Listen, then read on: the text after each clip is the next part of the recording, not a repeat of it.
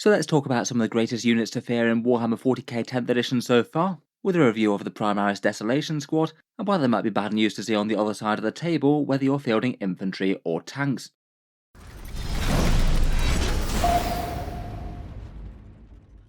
Hello and welcome back to Auspex Tactics, where today we're talking Space Marines, and while in 10th edition 40k there's all kind of things that are scary in one way or another, but it seems that out of the things that people can field, one of the single most effective for the points cost is shaping up to be the Primaris Desolation squad, Games Workshop's favourite new squad of missile launcher upon a missile launcher Space Marines that launched earlier this year. I talked about these guys previously for 9th edition rules, and they were certainly a tournament staple of 9th edition Space Marine lists towards the end, Iron Hands and Dark Angels in particular having great success with them. It's safe to say that the models have divided opinion quite a lot. Obviously not everyone's of the same view about these, but I must admit I do find the missile launchers very peculiar indeed. Two very different guns that are pointing at the same target, one with an enormous belt feed, but somehow also below the main gun, and also is supposed to be the one that fires out of line of sight while you engage tanks with the direct fire crack missiles. I think most people were expecting these guys to be a fair bit more tame in 10th edition, but it really seems they've gone basically the other way, and are currently widely considered to be perhaps the most undercosted Space Marine unit, a faction that's considered at least fairly strong in the game, with all their buffs and options for combined shooting fire. Let's talk through the squad's rules and rocket profiles, and how they can put together some buffs and synergies that can make their already excellent stats even better. Starting out, here's the new 10th edition datasheet for the Primaris Desolation squad from the index rules, 120 points for 5 of them, or 240 for 10.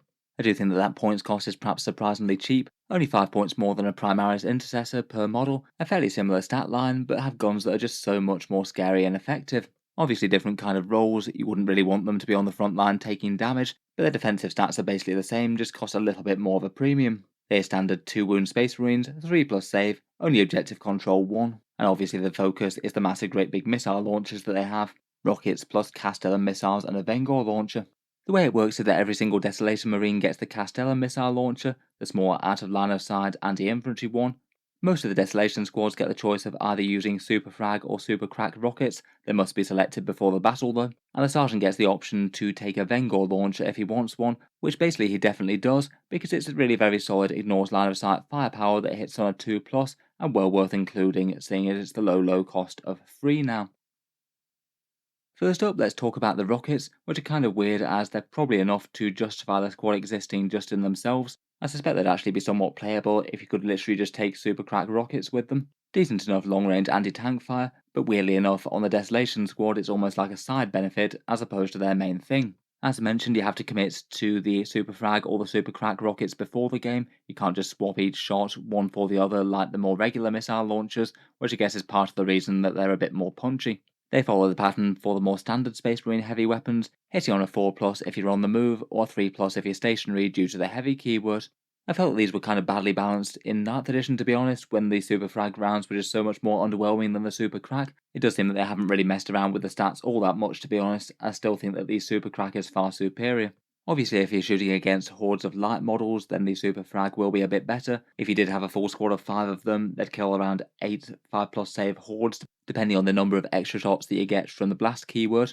The Super Crack is far behind that at 3, but at anything heavier like an Intercessor or higher, the Super Cracks are going to do a bit better with the AP and the multi-damage. Probably best at killing things like Toughness 9 or 10 vehicles, as their Strength 10, AP 2 and Damage D6 plus 1. They're just going to be a lot more reliably good against a range of targets, and as the Castellan launchers are already fairly savage against infantry with the buffs that they get, you don't really need to go heavy on the direct fire anti-infantry as well, and you can just save that for a massive anti-tank sting in the tail.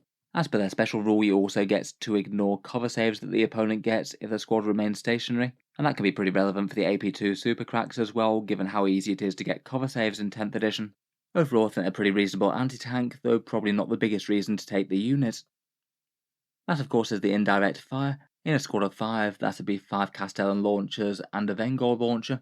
Fairly decent generalist ignores line of sight shooting, and while the Castellan's launcher sounds really tame on paper, when you can apply that kind of shooting to basically anything within 36 inches and not care about line of sight or cover, it is actually pretty nasty to play against for a lot of armies, particularly ones without particularly high saves. The Castellan launchers get D3 shots at 36 inches, hitting on a 3+, no heavy weapon keyword or anything like that, and strength 4 AP0 damage 1. They do have blast though, and blast is kind of spectacularly powerful on D3 shot weapons in 10th edition. It means that say if you fired them into a unit of 15 for example, You'd be getting an extra 3 shots on your target, effectively increasing the damage of the gun by around 150%, which is kind of mad. With the unit special rule, if they're stationary, then you get to ignore the -1 to hit for firing out of line of sight, and also ignore cover as well, which you usually get if you do shoot out of line of sight. So it does mean that any wounds that you get with this will just be saved on your target's base save most of the time, and that should be easily enough to go through anything with light armor and put a massive hurt on hordes. The Vengor launcher is a bit more impressive though, 48-inch range, so a little bit longer, D6 shots and blast once more, hitting on a 2+ just innately, and strength 7, AP 1 and damage 2. It's still not really going to be an anti-tank weapon or anything like that, but far more scary to multi-wound infantry like standard Space Marines. Again, the AP is extra nice, seeing as the opponent isn't getting cover against that, so 3+ armor saves that go down to a 4+. It is kind of spectacular, ignores line of sight firepower on the sergeant alone, and kind of nice that he's going to be the last unit in the squad to die, so the squad's going to be incredibly dangerous until you kill the last model. Here's just a rough idea of their completely unbuffed damage output. Here's a unit of 10 for 240 points, usually hiding safe in your own deployment zone behind line of sight blocking cover. Just with their standard weapons, with the blast keyword, they get a lot more hits against say a squad of 10 termagants. You'd average 15 dead if you're shooting units like that. Even against a unit of 5 Space Marines though, you'd average 3 of them dead. The Vengor launcher doing some heavy lifting there. Pretty efficient against those as well, killing around about a quarter of their points cost from ignores line of sight and never mind the crack missiles, but being a little bit less threatening to anything with a 2+ armor save like Terminators, and certainly the Castellan and Vengor launcher aren't really all that effective against vehicles and things, only doing like 1 or 2 wounds to a Rhino. All of this doesn't maybe sound too excessive for 240 points, but it is just pretty massive that that's on top of the massive threat of their super crack missiles as well. They could happily kill something like a quarter of their points cost in infantry out of line of sight, maybe more if it's light infantry, and then take a massive chunk out of a vehicle as well, 9 d6+1 damage missiles coming at you. Of course though, Codex Space Marines does have really quite a lot of options for making focal firepower better. The very scary Oath of Moment, plus stratagems buffing units and characters. Some of these you might not necessarily want to use every turn or might not need to in some games, but I feel like the character buffing options for the squad are very strong indeed, particularly that Bolt of Discipline enhancement. Going through the buffs though, we've got Oath of Moment of course, huge rerolls if you can spare it. Obviously you might well be more tempted to put it on something else if you can focus fire with a bunch of other units, but I feel like with the light to medium strength Castellan launchers and Vengor missile launcher, it is going to add some pretty massive value to them, particularly even if you could be focusing multiple Desolation squads on one target, particularly if you really wanted to punch up against something slightly above their weight class. Could be very nice turn 1 as well, when your opponent might be hiding quite a bunch of their army, and you might not have all that many things that are able to focus fire on one enemy unit. For stratagems, the most useful one looks like Storm of Fire, extra AP in the Devastator doctrine, and it also could be a way to make them ignore cover if moving as well if they absolutely need to reposition. Just that extra pip of AP though I think is really good if you are in Devastator Doctrine for a turn, makes them far more efficient in general purpose, and for 1 command point you can put them back in the Devastator Doctrine to get that access to that AP, and that also works with the Bolt of Discipline enhancement as we'll see. It is kind of interesting that Overwatch is very reasonable for them to do out of line of sight as well. I think most of the time it's not going to be worth it compared with using it on a bigger threat direct damage unit. But say if your opponent did just have an absolutely vital unit like a lone character hiding on an objective or something, and they move it within 24 inches, 1 CP could give you a decent chance of removing it with a bunch of volume fire. Might feel a bit unexpected as well, as you'd usually expect that to be used with direct line of sight shooting. They can get plenty of other options from the Gladius task force, but they're generally at slightly less relevant defensive or movement buffs that perhaps don't seem as relevant for the Desolation squad as some. Otherwise though, Space Marines have access to a fair few easy buffing units as well. Things like the regular Land Speeder are quite nice with blast weapons, giving them +1 to hit, the same with Incursors, and the Storm Speeder Hail Strike. All of those work by marking a target in your shooting phase for your squads to get better against. A Dreadnought nearby could be pretty reasonable with reroll 1s to hit, maybe have a ranged one with some las cannons and missile launchers, and also buff your Desolation squads with the reroll 1s in a shooting castle. And I guess if you're playing Ultramarines, Guilliman could support with bonus stratagems as well, or double Oath of Moment. I feel like that could be very relevant with powerful and generalist ignores line of sight firepower. For more leader style characters, the vast majority of them are probably sensibly locked out for the Desolation squad. Despite being basically standard-ish Primaris Space Marines and Tacticus armor, you can't join them with things like Lieutenants or Space Marine Captains, so no free stratagems or lethal hits or anything, which I'm sure is probably by complete design given their damage output. You do seem to have 3 options within Index Space Marines though. either a Primaris Librarian for 4+ invulnerable save and a bit of defense against psychic attacks, plus of course his own smite if the enemy gets too close, the Primaris Apothecary for 55 points for resurrecting one model per turn, and the Primaris Ancient who gives you +1 to your objective control, maybe a bit less of a massively relevant buff I'd say, but again not exactly unhelpful if you did say have a squad holding down a home field point perhaps. Out of all of these though, it seems perhaps the most relevant thing to try and just give one of them the Bolter Discipline enhancement for an extra 25 points. If you are going down a big buffed unit with a character in it, then that seems like pretty much auto-include. This one gives you squad sustained hits 1, so extra hits on 6s, and when you're in Devastator Doctrine, you get a 5+ to get those sustained hits.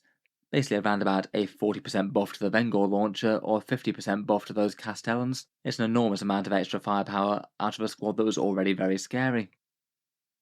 Just for an example of what a buffed squad could expect to do, here's a full 10-man squad again with a Bolter Discipline character for a minimum of 320 points if you took the Apothecary. And then either you're in Devastator Doctrine already and you just spend 1 command point to activate Storm of Fire, or you could spend 2 if you wanted Devastator Doctrine for the unit and also that second stratagem. Might not always be necessary though. That turns a single squad's damage output from something that's kind of tame to something that's fairly monstrous. Horde infantry will just get absolutely gunned off the board with around 10 dead termagants there, and it translates into around about 5 dead enemy Space Marines even out of line of sight, or around 2 Terminators dead on average. It's a fair bit less relevant against things like a Rhino tank, which is still only 3 or 4 wounds. Maybe not worth turning on the buffs as much for that, and finding other ways to deal with vehicles. Again though, if it makes sense to expose them and just go for overwhelming damage output, you can combine that with the 9 damage d6+1 crack rockets again, which will be around about 19 wounds to a toughness 9 vehicle. So they can do all that indirect firepower and still open fire with a bunch of rockets, though in reality if you're moving them up to fire the missiles off at the same time, that would mean that you would lose some of your buffs. This is definitely one combo. There's certainly other options that you could do. You could have the Hailstrike Land Speeder for an extra pip of AP, which makes them far more efficient against more armoured things. You could have that Nearby Dreadnought for the reroll ones, and you could absolutely definitely make use of Oath of Moment. Again, that would really help the Castellan launchers punch up against things they're wounding on 4s or 5s. The theoretical damage output of a squad could be far, far higher than this. Out of the other chapters, I'd probably say that the Gladius Space Marines have the easiest builds for very scary Desolation squads, though I think just on the raw strength of the datasheet you could absolutely justify them for any of the more divergent chapters, even if you're using their own unique detachments. For armies that actually do a bit for them, Black Templars I guess could add to their survivability with the 6+ Feel No Pain. Maybe not the worst thing in the world, given that they'll definitely be a high priority threat for your opponent to eliminate, and could help them out against damage to weapons where it makes them a lot less efficient. Probably the most interesting are the Death Watch though. They'll be able to get precision hits, lethal hits, and sustained hits for 3 different battle rounds, all of which are massively interesting and pretty scary boss for the Desolation Marines. Lethal hits definitely helps them punch up against tough stuff quite a lot, and precision is very scary against characters. Deathwatch also have some very nice supporting stratagems as well for 1 command point for their special issue ammunition stratagems. For the Desolation squad they could just pick up AP-1 for 1 CP without any requirement for Devastator Doctrine, or they could use the one to auto-wound infantry on a 2+. Again, that's rather excellent on the Castellan launchers. That would be particularly nice on things like Orcs and Demons, who you might be wounding on higher values, but they still don't have all that good saves. They do have that Tome of Ectoclades relic as well, which could give you a double Oath of Moment as well for a turn. That one seems auto-include in Deathwatch in general, but again could definitely help out Desolators. Overall though, certainly for core Space Marines, it's not really too hard to see why these guys are making their way into a whole load of competitive lists. They do seem to stick out as perhaps the single most undercosted thing in Index Space Marines at launch, and even if the fairly godly ignores line of sight firepower is a bit more relevant against infantry than it is against tough vehicles or really tough infantry like Custodians or Terminators perhaps, that's still going to be a big deal in a massive amount of matchups. In general, when it ignores line of sight firepower or things that can fire through terrain get really good like this, it's perhaps not the best thing in the world for 40k. If you can just deal direct damage that your opponent can't really do anything much about, there's not really all that much incentive not to just take loads of these guys. They could also be paired with some whirlwinds as well for a lot more anti-heavy infantry firepower, strength 8 and AP-2. And I feel like in general the play for these guys would be to have them out of line of sight for the first turn or 2 of most games, pick off any valuable light infantry or do decent damage to any very valuable heavy infantry your opponent has, and then perhaps turn 2 or turn 3 if it made sense to, you could perhaps try and get a line of sight, move them up the board a little bit, and fire off a whole bunch of cracked missile shots to put the finishing touches on a few enemy tanks. Against some armies that just don't really have all that much long range shooting, you could just deploy them completely in the open as well and have both fire modes on the go right from the word go. Might be at least somewhat achievable against some very heavily melee slanted armies like demons or world eaters perhaps. As for counters for them, provided they're deployed carefully and there's a decent amount of terrain on the table, I think a fair few armies will have trouble. I guess you could use things like damage to ignores line of sight firepower, like guard basilisks perhaps, or enemy space running whirlwinds I suppose. You might be able to outrange the Castellan launchers with a few important units. If your opponent's already deployed the Desolation squad, then 36 inches won't usually cover the entirety of the enemy deployment zone. So at least you could perhaps give them a bit of a choice between whether they move and get worse firepower or stay put and hope you move into range. As mentioned, they do feel like they're a bit less standout if there's no fragile high value infantry to shoot, but between chipping away at some heavier stuff, between the Vengor launcher and all the Castellan wounds and those super cracks for direct fire, they just seem like they're solidly effective against most things. Overall, just on the strength of the datasheet at the moment, I would say they probably are a little bit overpowered in Warhammer 40k. When Games Workshop redoes the points cost at the next balance pass, I would expect these guys to go up, and by probably a fairly significant margin. Until then, compared with a fair amount of Space Marine firepower they seem almost auto-include, definitely a bit frustrating for some people who haven't got any of them and Games Workshop aren't selling them right now, though presumably they'll get an individual release sometime later this year. I'll be interested to hear your guys' takes though. What do you make of the Primaris Desolation squad and their fairly nasty ignores line of sight firepower? Let me know down in the comments. If you've enjoyed the video, then feel free to subscribe to Auspex Tactics. I'll certainly keep the regular 40k videos coming. I do tend to post new stuff just about every day. Finally, if you have been enjoying all the videos on the channel and you'd like to see more like this, I would just like to mention that the channel has a Patreon page as well, and you can find that linked in the video description below. Channel patrons do get a fair few advantages, seeing certain videos early, regular votes to see what sort of things happen next on the channel, and automatic entry into the regular prize giveaways with a chance to win some big model kits each month. If any of that sounds good to you or you'd just like to help support, the link is down in the video description. In any case, a massive thank you for listening, and I'll hope to see you guys next time.